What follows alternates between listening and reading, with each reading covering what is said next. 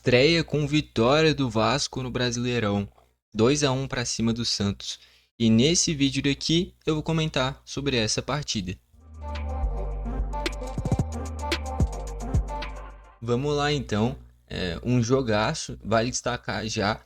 Tinha se criado uma certa expectativa para essa partida em um confronto entre Coutinho e Neymar. Acaba que o Neymar já vai fazer quase um mês que não tá fisicamente inteiro, não à toa, não jogou nem contra o Corinthians nas quartas do Paulistão, foi cortado da seleção. De fato, a parte física dele já tá pesando.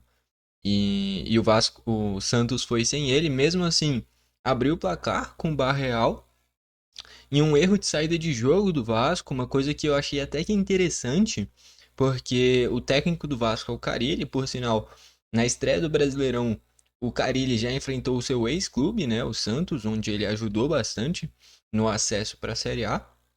Acabou que o Santos optou por não continuar com ele. E foi um Vasco que se propôs a tentar sair jogando, organizava uma saída com os volantes entrando no meio da zaga, mas teve um erro técnico, um erro do Paulinho, ele dá um passe errado, e ali a gente não tem que crucificar o Carille, ali a gente tem que criticar o cara que errou o passe. A saída de jogo, o Carille está certíssimo em tentar fazer isso. A questão é que o Paulinho tentou dar um passe mais adiantado para o João Vitor já sair nessa superioridade, já criar esse espaço. Acabou que o passe saiu fraco, veio a recomposição do Santos, a roubada de bola. Terminei um grande passe para o Barreal, ele dá uma cavadinha por cima do Léo Jardim, faz um golaço e abre ali 1-0.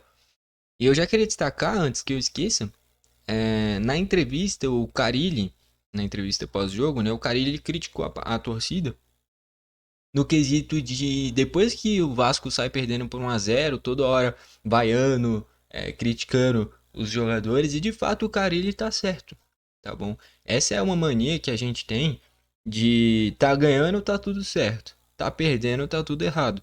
E não é bem assim. E olha que eu acho que o Carille não é o cara certo pro Vasco, mas o Vasco de fato se propôs a jogar e por um erro técnico saiu perdendo.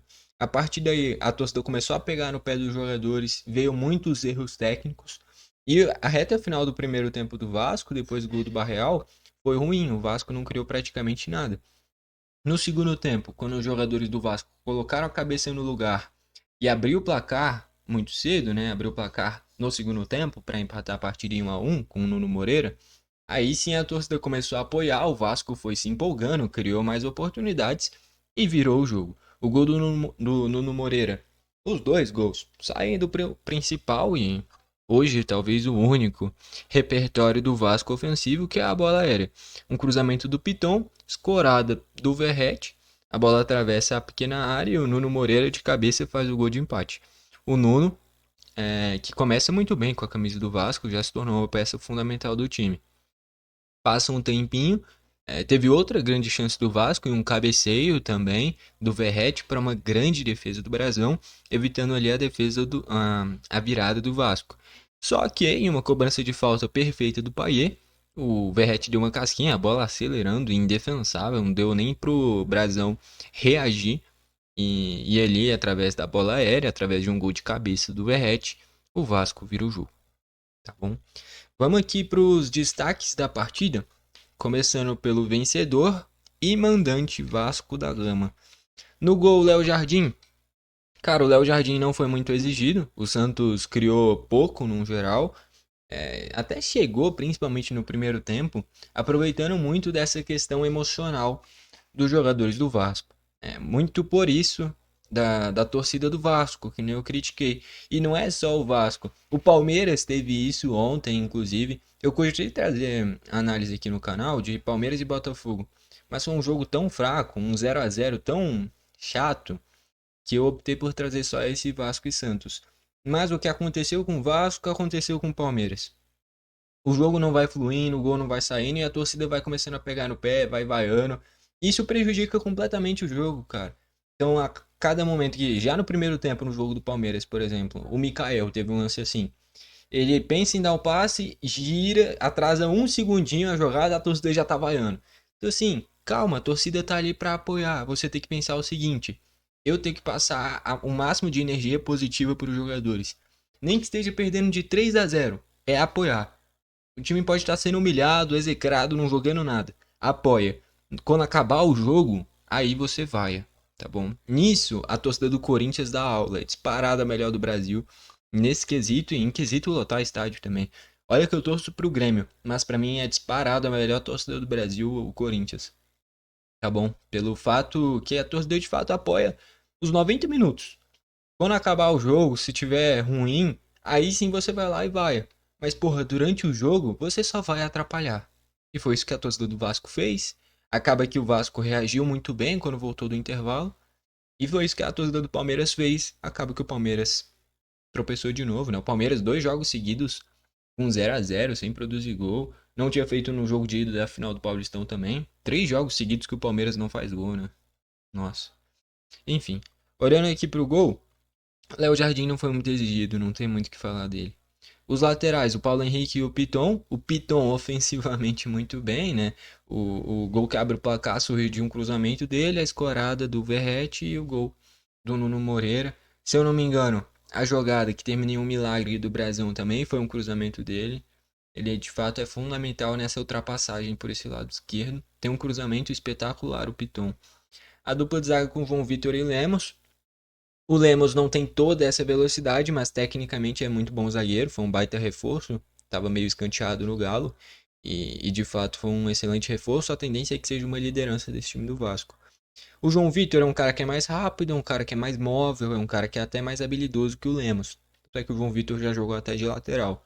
Mas eu acho que às vezes o João Vitor se perde no sentido de, em vários momentos, ele estava virando quase um lateral direito, subindo até a ponta. E se o Vasco perde a bola, tem toda uma brecha nesse lado defensivo dele. Então, assim, acho que o João Vitor é bom jogador, mas às vezes ele se empolga demais. Nesse quesito de subir muito. E assim, quando você tá com a bola, isso não tem problema. Só que nesses momentos que ele tá subindo, se o Vasco erra na saída de jogo, fica um buraco. Então, por exemplo, o gol do Santos foi assim, um buraco nesse lado direito. O João Vitor é bom zagueiro, é bom tecnicamente, é um cara que é rápido, se recompõe bem, mas ele tem que ter noção que ele é zagueiro. Se ele ficar subindo muito, sempre vai ter esse buraco nas costas dele. Então, assim, tem essas coisas a aperfeiçoar. E o Paulo Henrique, tecnicamente, não fez um bom jogo. Primeiro tempo, principalmente, ele sentiu muito essas críticas da torcida, não foi bem, perdeu muitas posses de bola, no geral o Paulo Henrique não fez um bom jogo. No meio de campo, o Paulinho foi quem errou o passe. A ideia era boa, dar um passe já em progressão acho que era o João Vitor ou o Paulo Henrique que ia sair jogando, não me recordo agora. Eu acho que era o João Vitor. E aí ele dá um passe muito fraco. Vem a recuperação e a partir daí sai o gol do Santos. Nessa saída de jogo, o passe tem que ser mais firme. E errar um passe nessa saída de jogo é difícil de você se recuperar, né? Então, o Paulo Henrique não, o Paulinho, voltando de lesão agora, faz parte, o cara tá pegando o ritmo de jogo. Ele inteiro fisicamente é fundamental para esse time do Vasco. Faz parte, ele vai pegar ritmo de jogo, mas de fato o gol do Santos surgiu muito por conta desse erro técnico dele. E aí, de novo, a, a gente não pode crucificar o técnico por um erro individual. A organização, a saída de jogo do Vasco estava perfeita. E olha que eu não acho que o Carille seja o cara certo. Mas foi bem treinado, foi bem organizado. Só que o Paulinho errou. E aí não é culpa do Carille, é culpa do Paulinho. Então a gente tem que saber entender quando a culpa é do técnico e quando a culpa é do jogador. E quando a culpa é da torcida. Que todo mundo tem que entender que tem um peso de fator que interfere no desempenho dentro de campo. Então a torcida interfere no anímico dos jogadores, erros individuais acontecem e a culpa não é do técnico, a culpa é do jogador. O que o técnico pode fazer é tirar o jogador. Ou não colocar ele, e aí sim é responsabilidade do técnico. Mas eu tenho certeza que grande parte da torcida do Vasco queria ver o Paulinho. E quem errou foi o Paulinho. Então a culpa não é do Carille, a culpa é do Paulinho. E erros fazem parte. Sorte do Vasco que conseguiu dar a volta por cima na partida. Mas a culpa desse primeiro gol não é do Carille, é do Paulinho. O Hugo Moura, discreto, também não conseguiu participar tanto. E do meio pra frente, o Nuno Moreira é um cara que encaixou muito bem nesse time do Vasco, né? Eu acho que essa relação do Vasco com Portugal, né, das origens do Vasco, facilitou muito para essa chegada do Nuno Moreira, Foi um baita achado, tá bom? Porque eu nunca tinha ouvido falar sobre o Nuno Moreira. E já fez gol no Flamengo, agora faz gol nessa estreia. É um cara que em momentos decisivos do Vasco vem aparecendo, né? Aquele gol contra o Flamengo. E agora na estreia do Brasileiro, quando o jogo tava difícil, o Vasco perdendo, apareceu na área para fazer o gol. Então, de fato, o Nuno Moreira começa muito bem. O Coutinho, muito longe do ideal, tá bom? O Vasco melhorou quando o Coutinho saiu. O fato é esse. E o Garré é um cara que dá pra ver que é muito habilidoso. É outro cara que, assim como o Nuno Moreira, eu nunca tinha ouvido falar. Mas é um cara que dá pra ver que é habilidoso. Acho que com o tempo, entendendo melhor como é que é a característica dos jogadores, pode ser fundamental pro time. E o Verratti lá na frente, cara, o Verratti é o melhor cabeceador do Brasil. Talvez o melhor cabeceador do mundo. Até porque o Verratti joga no Vasco justamente por essa bola aérea. Tecnicamente ele é mediano, em quesito velocidade ele é abaixo, ele já é um cara experiente, para não falar velho. Mas essa bola aérea do Verratti é espetacular. As três grandes chances do jogo do Vasco, foi os dois gols e esse cabeceio para a defesa do Brasão, todas elas surgiram da cabeça do Verratti. Literalmente da cabeça do Verratti. O gol do Nuno Moreira sai de um cabeceio dele. O milagre do Brasão sai de um cabeceio dele. E o gol da virada sai de um cabeceio dele. Então, assim, o Vasco depende da cabeça do Verratti. Esse é o fato. E, de fato, nessa bola aérea, o Verratti é um absurdo. Entraram Danilo Neves, o Tietê, né? Entrou nesse meio de campo no lugar do Paulinho. Entrou o Jair no meio de campo, né? Também no lugar do Hugo Moura. Entrou o Payet no lugar do Coutinho e o Payet entrou bem. O gol do Verratti sai de uma assistência dele. O Payet que em alguns momentos falta comprometimento, mas qualidade ele tem de sobra. O Adson entrou para fazer esse corredor pela direita no lugar do Nuno Moreira. E o Lloyd Augusto entrou pelo corredor pela esquerda no lugar do Garré. Em vários momentos trocava de posição o Nuno Moreira e o Garré. Né? O Garré é canhoto, então ele muitas vezes gosta de vir da direita para o meio também. De fato, é um Vasco que a grande carência, na minha visão, no ano passado, era os pontas. Tanto é que em vários momentos teve que usar Paulo Henrique e Pumita, os dois juntos, fazendo esse lado direito. Hoje a gente já vê o Nuno Moreira, vê o Garré, vê o Lloyd Augusto, vê o Adson. O próprio Ryan pode fazer essa função. Se precisar até o Alex Teixeira, ainda tem o Pumita. Daqui a pouco o David deve voltar de lesão. Então assim, hoje o Vasco tem opções para as pontas, que era uma grande carência do elenco. Tá bom? E eu acho que é de se cogitar o Pumita pegar a vaga do Paulo Henrique. Eu sei que o Paulo Henrique com a camisa do Vasco encaixou, de fato. É, consegue render até que bastante, muito diferente do que não fez no Galo, né? Até porque não jogava. E no Vasco ele é um cara importante, mas eu acho que o Pumita pode render mais. Olhando o lado do Santos, o Brasão, cara, o Brasão foi bem. Se a gente olha os gols do Vasco, do Nuno Moreira debaixo do gol não tinha o que fazer, e o segundo, uma bola no cantinho indefensável. E é ele que faz aquele milagre no cabeceio do Verratti. De fato, é um baita goleiro Brasão. O Santos hoje tem o Brasão e o João Paulo. Dois goleiros espetaculares. Então, o problema do Santos está longe de ser o goleiro. A linha de defesa, eu acho que tem dois caras que são talvez as grandes carências desse time do Santos. Porque os dois laterais que era uma carência do Santos. Eu acho que encontrou os titulares, porque o Escobar é muito raçudo, talvez seja o cara mais esforçado desse time do Santos. E ele é um cara que dá para ver que ele é praticamente ambidestro. Vários momentos ele usa a perna direita, consegue utilizar a perna esquerda. É um cara que defensivamente se entrega muito, corre pra caramba. Então, assim, teve um lance que ele driblou, aí passou, acabou errando o passe, aí ele mesmo corre atrás, aí ele já volta pra posição dele. Cara, o Escobar, ele tem uma vontade absurda. Você ter esse tipo de jogador no elenco é importantíssimo. Então, de fato, o Escobar virou uma peça importantíssima para esse time do Santos. E o JP Sherman com muita liberdade, tá bom? Toda hora chega na frente, é um time muito ofensivo do Santos. Porque se a gente olha jogadores defensivos desse time do Santos, só tem o Zé Ivaldo, o Gil, o Escobar e o João Schmidt. 4 jogadores defensivos. O JP Sherman toda hora chegando lá na frente para finalizar. O Gabriel Bom Tempo até pouco tempo atrás jogava de ponta, hoje é segundo volante. O Barreal é atacante, Guilherme é atacante, o Roleiser é atacante, o Tiquinho é atacante. Então, jogadores defensivos, o Santos só tem 4. E um deles não é nem o lateral, né? Porque o JP Sherman é muito ofensivo toda hora. Chegava lá na frente, tinha muita liberdade, finalizou de esquerda. De fato, o Santos encontrou dois bons laterais. O Escobar dando essa raça, essa vontade e esse poder defensivo. E o JP Sherman chegando lá na frente para finalizar. Já a linha de defesa não, a dupla de zaga, para mim é a grande carência do Santos. Não dá para em pleno 2025 você disputando a Série A, o Gil ser o seu zagueiro titular. O Gil é bom zagueiro, é um zagueiro bom tecnicamente. Se a gente estivesse falando do Gil de 2018, 2017, seria um baita zagueiro pro Santos. Mas a gente tá falando de 2025. É um cara que na velocidade ele vai perder para quase qualquer atacante. Na bola aérea ele também não tem mais a impulsão necessária. E o Zé Ivaldo é bom zagueiro, mas não para ser titular absoluto de um time do tamanho do Santos. Então, assim, o Zé Ivaldo eu até entendo jogar. Agora, o Gil, para a Série A, eu acho que o Santos deveria se reforçar nessa posição. Focou muito nesse meio para frente e esqueceu de olhar a dupla de zaga. Então, acho que essa é uma posição para o Santos buscar reforços ou testar novos jogadores. Porque o Gil tem essa liderança, mas não tem mais o físico, até pela idade, necessário para uma disputa de Série A. O meio de campo, o João Schmidt deu nessa proteção inicial.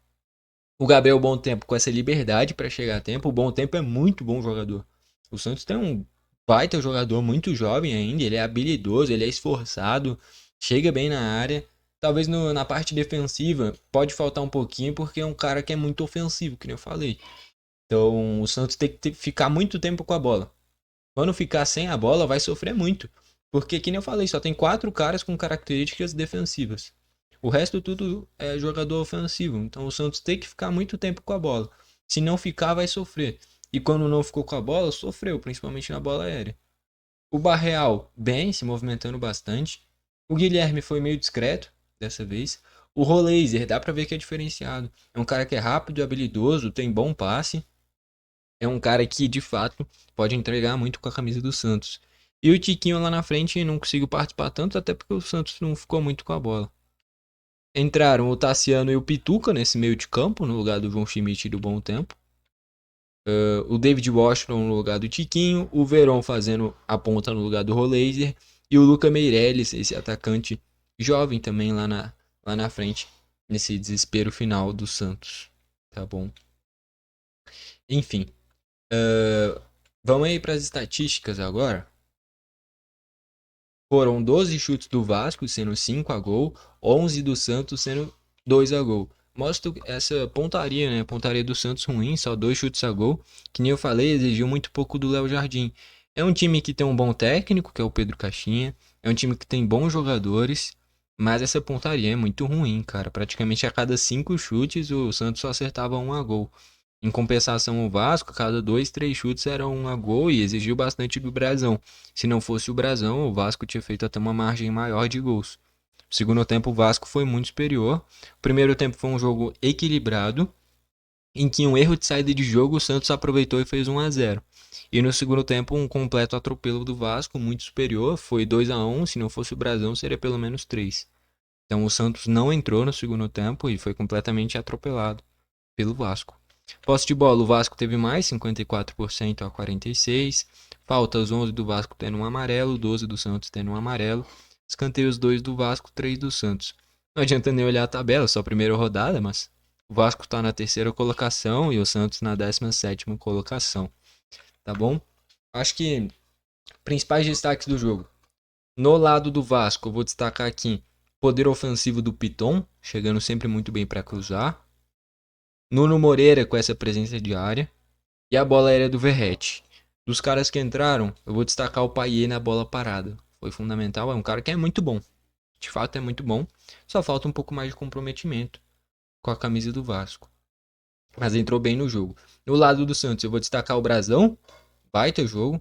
Vou destacar os dois laterais. O Escobar, muito bem no jogo, defensivamente, principalmente. E o JP Sherman chegando muito bem à frente. Vou destacar também o Roleiser, com boas jogadas individuais. Mas o Roleiser vai ser a mesma coisa do Garré. É um cara que é habilidoso, dá pra perceber isso. Só que vai precisar de mais tempo para conseguir entender como é que é o estilo de jogo dos companheiros. Mas os dois são caras que podem agregar muito tanto pro Vasco quanto pro Santos. E no geral é isso, tá bom? Vamos aí pra reta final do vídeo agora. Bom, tá aí então, deu pra gente analisar de forma completinha a partida. Um resultado logicamente muito bom pro Vasco e ruim pro Santos. Só que a gente tem que entender o seguinte: torcedor do Santos deve estar chateado, até porque saiu vencendo. Mas era um jogo que a gente tá falando de um Vasco que se reforçou bastante. Tá longe de ser um Vasco ideal, mas se reforçou bastante. E é um Santos que também se reforçou bastante, mas a gente está falando de um Santos que acabou de vir da Série B, enfrentando o Vasco em São Januário. Então a tendência era de fato, pelo nível das equipes, era um jogo de fato muito equilibrado. Mas olhando esse retrospecto recente, de fato o Vasco era talvez até favorito. Então o torcedor do Santos tem que entender agora que a gente está falando de um Santos vindo da Série B. E eu acho que a principal carência é esse sistema defensivo não. Porque, que nem eu falei, eu acho que encontrou os dois laterais. Que no início da temporada era um grande problema. O Escobar não era tão afirmado, é um cara que ainda tem muitos erros técnicos, é verdade, mas compensa muito com esse esforço. E no lado direito, a temporada começou com o Rainer, não foi? E o Rainer não é lateral pro Santos. Já o JP Sherman, até por ser um cara muito jovem, um cara que entende o que é o Santos, e dá essa ultrapassagem ofensiva muito boa. Talvez defensivamente possa faltar um pouquinho pro JP Sherman, mas se o time ter a bola, ele vai ser uma grande opção do meio para frente, porque é um cara que chega muito bem à frente, finaliza mesmo. Então é uma boa opção por esse lado direito de ataque do Santos. O JP Sherman e Rolaser é um lado direito muito forte, do meio para frente principalmente. De fato é um Santos que tá pegando ritmo ainda, né? Primeira rodada do Brasileirão ainda. O Paulistão é o melhor campeonato estadual do Brasil e com isso o Santos teve enfrentamentos mais fortes. Então, assim, se o Vasco errasse essa saída de jogo no Campeonato Carioca, contra o Bangu, contra o Sampaio Correia do Rio de Janeiro, provavelmente não ia terminar em gol. Agora tá enfrentando um nível mais alto. Então, assim, esse tipo de erro custa caro. E foi assim que o Santos abriu o placar. Mas, no geral, o Vasco foi superior, foi quem jogou melhor. Se não fosse o Gabriel Brazão, teria sido uma vitória até mais tranquila. Tá bom? Eu acho que o grande nome do jogo e o craque da partida é o Verratti. O jogo do Vasco, que nem eu comentei aqui, gira em torno da cabeça do Verratti.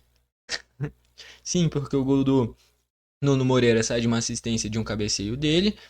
O milagre da partida do Brasão sai de um cabeceio dele. E o gol da virada sai de um cabeceio dele. Então, no final das contas, 3 pontos para o Vasco vindo da cabeça do Verratti. Gostou do vídeo? Deixa o seu like. Não gostou? Deixa o dislike. Não se esquece de se inscrever e ativar o sininho para o YouTube te mandar os vídeos novos. Valeu e falou!